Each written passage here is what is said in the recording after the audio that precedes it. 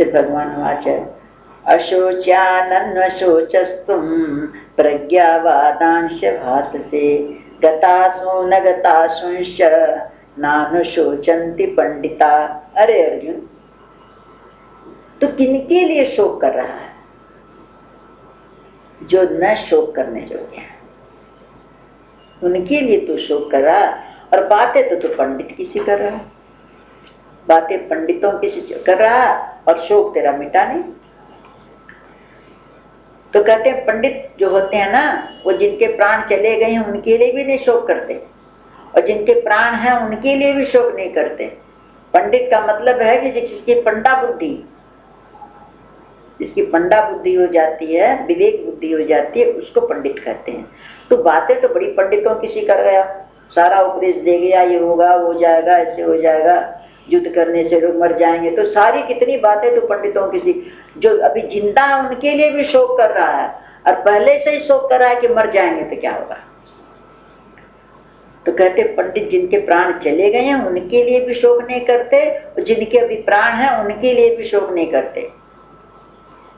जिनके चले गए, जो चले गए उनके लिए तो शोक करने का पंडितों की कोई, भैया आत्मा अमर है, और जो है उनके लिए भी कैसे इनका होगा, कैसे निर्वाह होगा, ये सब पंडित लोग नहीं सोचते। क्यों जानते हैं आत्मा नित्य है और शरीर अनित्य है, किसके लिए शोक करें? जो नित्य है उसके लिए शोक करके क्या करेंगे? जो नित्य है उसके लिए शोक करना है क्या? तो भगवान कहते हैं न त्वेवाहं जातु नासं न त्वं नेमे जनाधिपा न चैव न भविष्यामः सर्वे वयमतः परम्। तू कहता है कि ये लोग नहीं रहेंगे तो राज्य लेके क्या करेगा? तो कहते हैं ऐसा नहीं है कि मैं किसी काल में नहीं था या तू नहीं था।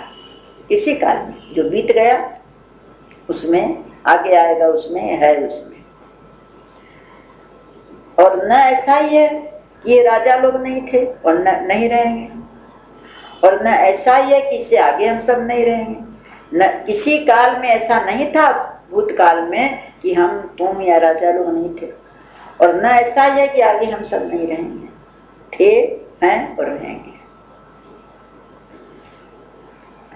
तो अब कैसे रहेंगे? शरीर तो सबके चले जाते हैं।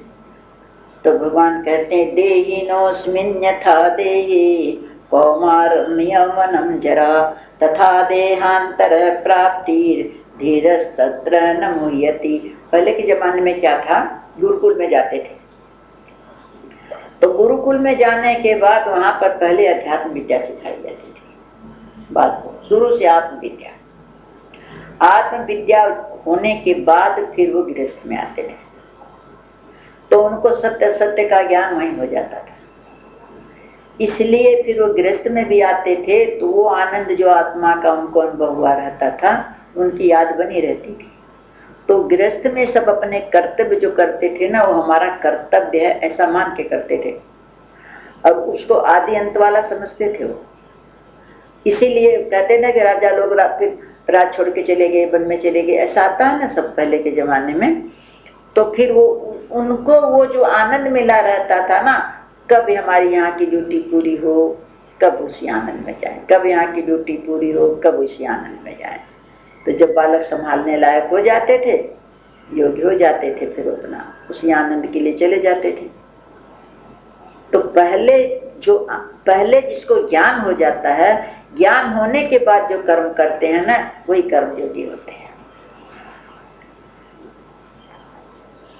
तो कहते हैं कि नहीं रहेंगे ऐसा नहीं है, नहीं थे ऐसा नहीं है।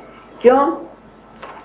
अब मृत्यु का बताते हैं कि जैसे जीवात्मा की इस शरीर में जीव जन्मता है, फिर बचपन रहता है, फिर जवानी, बालकपन गया, जवानी आई, फिर जवानी बदली, वृद्धावस्था है, तो वृद्धावस्था के बाद अन्य शरीर की प्राप्ति। तो जैसे वो बदला वैसे फिर से शुरू, वृद्धावस्था बदल गई, फिर बचपन आ गया, फिर जवानी आई, फिर वृद्धावस्था आ गई, फिर मृत्यु आ गई। लेकिन किसकी आई? इस शरीर की आई। जैसे एक पर्दे पर सिनेमा का पर्दा दिखाते हैं, उसमें बचपन भी आ जाता है, जवानी भी आ जाती है, वृद्धापन भी आ जाता, मर भी जाता, पर्दा वैसे का वैसा रहता, उसमें कोई फर्क नहीं पड़ता। उसी तरह से जो आत्मा है इसके ऊपर कोई फर्क नहीं पड़ता। वही बचपन में भी वैसे की वैसी, जवानी में भी वैसे की वैसी, मृत्यु में भी वैसे की वैसी, अंत में फिर मृत्यु में भी वैसे की वैसी, उस पर कोई असर नहीं पड़ता। तो जो धीर पुरुष हैं इस बदलाव में मोहित नहीं होते, इस बदलते हुई प्रकृति को जानते हैं, इसलिए वो इसमें मोहित नहीं होते। उनकी बुद्धि में मोह मतलब अज्ञानता नहीं आती।